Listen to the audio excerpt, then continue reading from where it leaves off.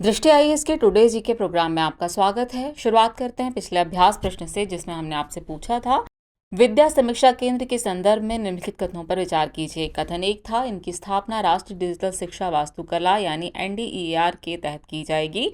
और कथन दो था, इसका उद्देश्य समग्र शिक्षा के दायरे में विभिन्न परियोजनाओं या गतिविधियों की निगरानी करना है। उपरोक्त में से कौन सा ऐसे कथन सत्य है या फिर है, ये आपको बताना था। आपके ऑप्शन थे ऑप्शन ए केवल एक, ऑप्शन बी केवल दो, ऑप्शन सी एक और दो दोनों, या फिर ऑप्शन डी न तो एक और न ही दो। तो इस प्रश्न का सही उत्तर है विकल्प सी, एक और दो दोनों ही कथन सही है। आप में से कई व्यूअर्स ने इस प्रश्न का एकदम ठीक जवाब दिया है। इसी तरह अपने सुझाव, प्रतिक्रियाएं और जवाब हमें भेजते रहिए, हमें इसका इंतजार रहता है। चलिए अब आगे की बात को एक्सप्लेनेशन से समझते हैं। हाल ही में राष्ट्रीय डिजिटल शिक्षा वास्तुकला यानी एनडीईआर के तहत शिक्षा मंत्रालय राज्यों को विद्या समीक्षा केंद्र यानी वीएसके की स्थापना के लिए प्रेरित कर रहा है। इसलिए कथन एक सही है। ये एक डेटा रिपोजिटरी है जिसमें शिक्षा मंत्रालय द्वारा संचालित सभी योजनाओं का डेटा होगा। ये केंद्र मशीन लर्निंग का उपयोग करके सरकारी योजनाओं से एकत्रित डेटा का विश्लेषण करेंगे। इसका उद्देश्य समग्र शिक्षा के दायरे में विभिन्न परियोजनाओं या गतिविधियों की निगरानी करना है, इसलिए कथन दो भी सही है। चलिए अब जान लेते हैं राष्ट्रीय डिजिटल शिक्षा वास्तुकला यानी एनडीईआर के बारे में। तो इसका कार्यान्वयन इलेक्ट्रॉनिकी और सूचना प्रौद्योगिकी मंत्रालय यानी मेटी के सहयोग से शिक्षा मंत्रालय के तत्वावधान में किया जा रहा है। इसका उद्देश्य शिक्षा के लिए डिजिटल आधार तैयार करना है। इस तरह इस प्रश्न का सही उत्तर है विकल्प सी, यानी एक और दो दोनों ही कथन सही है। चलिए अब शुरुआत करते हैं आज के एपिसोड की। आज के एपिसोड का पहला प्रश्न है, राष्ट्रभाषा और राजभाषा के संदर्भ में निम्नलिखित कथनों पर विचार कीजिए। कथन एक है, राष्ट्रभाषा वह भाषा है जिसके द्वारा देश के अधिकतम लोग बातचीत करते हैं। कथन दो है, जबकि राजभाषा सरकार और प्रशासन द्वारा उपयोग में लाई गई भाषा है। उपरोक्त में से कौन सा ऐसे कथन सही है या फिर है, यह आपको बताना है। आपके ऑप्शन है केवल एक, केवल दो, एक और दो दोनों, या फिर न तो एक न ही दो। तो इस प्रश्न का सही उत्तर है विकल्प सी, एक और दो दोनों ही कथन सही हैं। चलिए एक्सप्लेनेशन देखते हैं। बीते 14 सितंबर को राष्ट्रीय हिंदी दिवस मनाया गया। आपको बता दें कि हिंदी हमारी राजभाषा तो है, लेकिन एकमात्र राष्ट्रभाषा नहीं है। मसलन भारतीय संविधान की 8वीं अनुसूची में 22 भाषाओं को स्थान दिया गया है जिन्हें राष्ट्रीय भाषा या राष्ट्रभाषा माना जाता है। वैसे राष्ट्रभाषा ऐसी भाषा होती है जिसे देश के अधिकतम लोग अपनी बातचीत में प्रयोग करते हैं, जबकि राजभाषा देश का कामकाज या प्रशासन चलाने के लिए जिस भाषा का प्रयोग किया जाता है उसे राजभाषा या आधिकारिक भाषा कहते हैं। इसलिए कथन एक और दो दोनों ही सही हैं। इस प्रकार इस प्रश्न का सही उत्तर होगा विकल्प सी, एक और दो दोनों ही कथन सही हैं। चलिए अगला प्रश्न देखते हैं। भारतीय सेना द्वारा किस रियासत को एकीकृत करने के लिए ऑपरेशन पोलो चलाया गया था? आपके ऑप्शन है हैदराबाद, जामनगर, कश्मीर या फिर भोपाल। तो इस प्रश्न का सही उत्तर है विकल्प ए, हैदराबाद। हाल ही में हैदराबाद रियासत को एकीकृत करने के लिए चलाए गए ऑपरेशन पोलो की 75वीं वर्षगांठ मनाई गई। दरअसल हैदराबाद राज्य के निजाम मीर उस्मान अली शाह का इरादा अपने राज्य को एक स्वतंत्र इकाई के रूप में रखने का था और अब आजादी के बाद वह भारत या पाकिस्तान में शामिल नहीं हुए। 13 सितंबर 1948 को भारतीय सेना द्वारा शुरू की गई सैन्य कार्रवाई के परिणाम स्वरूप हैदराबाद भारत का हिस्सा बना था। हैदराबाद के निजाम ने 17 सितंबर को युद्ध विराम की घोषणा की। 18 सितंबर को मेजर जनरल चौधरी ने अपनी सेना के साथ हैदराबाद शहर में प्रवेश किया और मेजर जनरल एल एड्रोस ने उनके सामने आत्मसमर्पण कर दिया। मेजर जनरल चौधरी को बाद में हैदराबाद का सैन्य गवर्नर नियुक्त किया गया। इस तरह इस प्रश्न का सही उत्तर है विकल्प ए, यानी हैदराबाद। नेक्स्ट क्वेश्चन है, हाल ही में K2-18b शब्द खबरों में था, ये किससे संबंधित है? आपके ऑप्शन है एक्सोप्लैनेट, नई आकाशगंगा, ब्लैक होल या फिर उल्कापिंड। तो इस प्रश्न का सही उत्तर है विकल्प ए, एक्सोप्लैनेट। हाल ही में नासा के जेम्स वेब टेलीस्कोप ने डाइमेथाइल सल्फाइड के माध्यम से एक्सोप्लैनेट K2-18b पर जीवन के संकेत पाए हैं। डाइमेथाइल सल्फाइड के अलावा शोधकर्ताओं ने ग्रह के वायुमंडल में मीथेन और कार्बन डाइऑक्साइड की भी पहचान की है, जिससे इस दूर की दुनिया में जल महासागर की संभावना बढ़ गई है। K2-18b एक सुपर अर्थ एक्सोप्लैनेट है जो एम प्रकार के तारे की परिक्रमा करता है। इसका द्रव्यमान 8.92 पृथ्वी है। इससे अपने तारे की एक परिक्रमा पूरी करने में 32.9 दिन लगते हैं। इसका संतुलन तापमान -23 डिग्री सेल्सियस से 27 डिग्री सेल्सियस है, इसलिए विकल्प ए सही है, यानी इस प्रश्न का सही उत्तर होगा विकल्प ए, एक्सोप्लैनेट।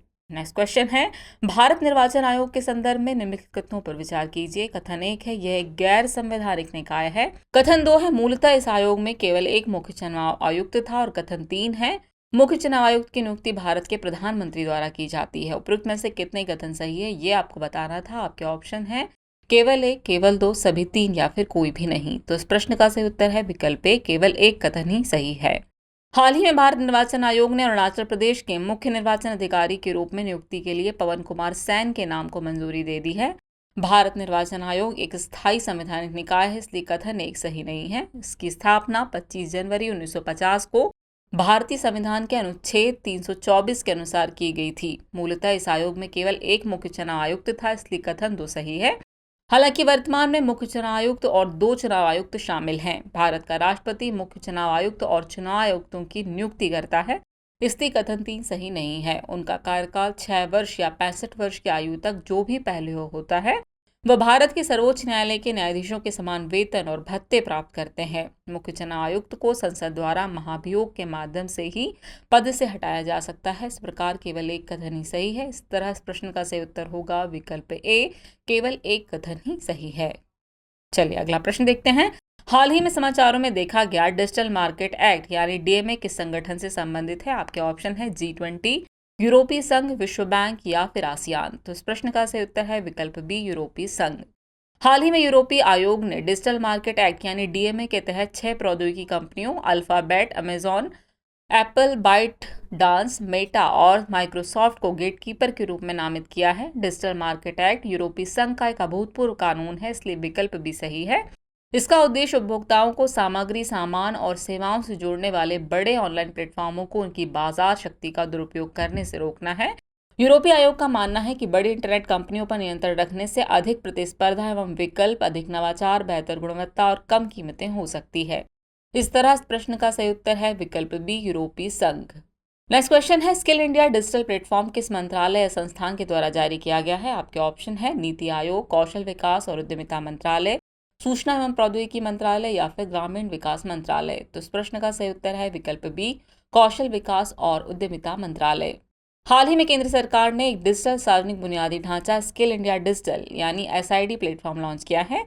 इसे कौशल विकास और उद्यमिता मंत्रालय द्वारा लॉन्च किया गया है। ये प्लेटफॉर्म कौशल विकास, शिक्षा, रोजगार और उद्यमिता से संबंधित विभिन्न सरकारी पहलों को एक ही मंच पर समेकित करने के उद्देश्य से लाया गया है। ये प्लेटफॉर्म विभिन्न उपकरणों के लिए उपयोग में आसान इंटरफेस प्रदान करता है और पहुंच सुनिश्चित करने के लिए कई भारतीय भाषाओं का समर्थन करता है। उपयोगकर्ता संभावित नियोक्ताओं या भागीदारों तक पहुंच के लिए व्यक्तिगत QR कोड के साथ डिजिटल CV उत्पन्न कर सकते हैं। प्लेटफॉर्म तक सुरक्षित पहुंच के लिए आधार बेस्ड eKYC की जरूरत होगी। इसका लक्ष्य सरकारी पहलों के लिए सूचना प्रवेशद्वार के रूप में काम करते हुए प्रतिभा की नियुक्ति, आजीवन सीखने और करियर में उन्नति की सुविधा प्रदान करके व्यक्तियों को लाभान्वित करना है। इस तरह इस प्रश्न का सही उत्तर होगा विकल्प बी, कौशल विकास और उद्यमिता मंत्रालय। अगला प्रश्न है, सेंट्रल बैंक डिजिटल करेंसी के संदर्भ में निम्नलिखित कथनों पर विचार कीजिए। कथन 1 है, यह केंद्रीय बैंक द्वारा जारी और समर्थित वैध मुद्रा होती है। कथन 2 है, ये फिएट मुद्रा के समान है। उपयुक्त में से कौन सा से कथन सही है या फिर है, यह आपको बताना है। आपके ऑप्शन है केवल एक, केवल दो, एक और दो दोनों या फिर न तो एक न ही दो। तो इस प्रश्न का सही उत्तर है विकल्प सी, एक और दो दोनों ही कथन सही हैं। हाल ही में venture capital firm Bloom ventures ने फ्यूचर ऑफ मनी शीर्षक से एक रिपोर्ट जारी की। ये रिपोर्ट बताती है कि सेंट्रल बैंक डिजिटल करेंसी यानी CBDCs में आने वाले दशक में भौतिक नकदी की जगह लेने की क्षमता है। चलिए अब जानते हैं सेंट्रल बैंक डिजिटल करेंसी यानी CBDCs के बारे में। तो ये कागजी मुद्रा का डिजिटल रूप है। ये किसी भी नियामक संस्था द्वारा संचालित नहीं होने वाली क्रिप्टो करेंसी के विपरीत केंद्रीय बैंक द्वारा जारी तथा समर्थित वैध मुद्रा है। ये फिएट मुद्रा के समान है और फिएट मुद्रा के साथ 1-to-1 विनिमय करने में सक्षम है।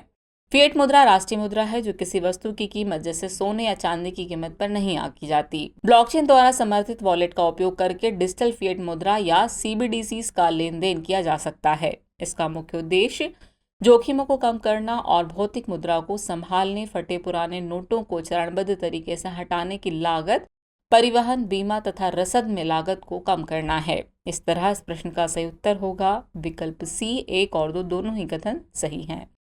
नेक्स्ट क्वेश्चन है, लोंगबी पॉटरी के संबंध में निम्नलिखित कथनों पर विचार कीजिए। कथन 1 है, इसका अभ्यास पूर्वोत्तर भारत में नागा आदिवासी लोगों द्वारा किया जाता है। कथन 2 है, ये चाक का उपयोग करके बनाया जाता है। उपरोक्त में से कौन सा सही कथन सही है या फिर है, ये आपको बताना है। आपके ऑप्शन है केवल एक, केवल दो, एक और दो दोनों, या फिर न तो एक और न ही दो। इस प्रश्न का सही उत्तर है विकल्प ए, केवल एक कथन ही सही है। बीते दिनों संपन्न हुए G20 शिखर सम्मेलन में भारत की समृद्ध जनजातीय विरासत और शिल्प कौशल का एक उल्लेखनीय प्रदर्शन देखा गया। इस प्रदर्शन को ट्राइफेड यानी भारतीय जनजातीय सहकारी विपणन विकास संघ जनजातीय मामलों के मंत्रालय द्वारा प्रस्तुत किया गया।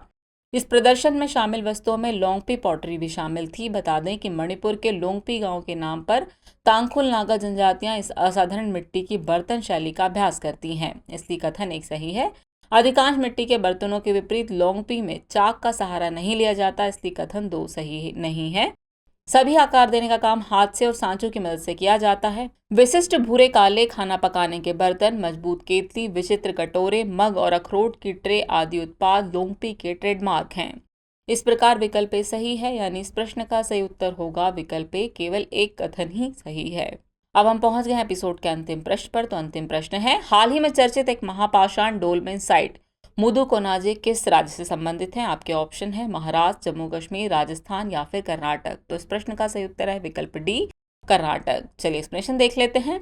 हाल ही में कर्नाटक राज्य के दक्षिण कन्नड़ में स्थित एक मेगालिथिक डोलमेन साइट मुदुकोनाजे में एक पुरातात्विक अन्वेषण किया गया। इस अन्वेषण में विभिन्न राज्यों में संरक्षित अद्वितीय टेराकोटा मूर्तियां पाई गई हैं। इसकी मूर्तियां 800 से 700 ईसा पूर्व से संबंधित हैं। बता दें कि भारत में मेगालिथिक संस्कृति अपने विभिन्न प्रकार के दफनाने के तरीके और लोहे के उपयोग के लिए जानी जाती हैं। डोलमेन उनमें से एक है। ये सबसे बड़ा महापाषाण डोलमेन स्थल था, जिसमें एक पत्थर की पहाड़ी की ढलान पर 9 डोलमेन शामिल थे। इसलिए विकल्प डी सही है, यानी इस प्रश्न का सही उत्तर है विकल्प डी, कर्नाटक। चलिए अब नोट कर लीजिए आज के एपिसोड का अभ्यास प्रश्न। निम्नलिखित में से पीको फ्लेयर जेट क्या है? आपके ऑप्शन है, ऑप्शन ए गर्म समुद्री हवाएं, ऑप्शन बी ठंडी समुद्री हवाएं, ऑप्शन सी सूर्य में होने वाली घटनाएं, या फिर ऑप्शन डी समुद्र में होने वाली घटनाएं। तो व्यूअर्स, इस प्रश्न का जवाब कमेंट बॉक्स में देना न भूलें। जल्दी मिलते हैं नए एपिसोड में कुछ और नए सवालों और जानकारियों के साथ। तब तक के लिए शुक्रिया।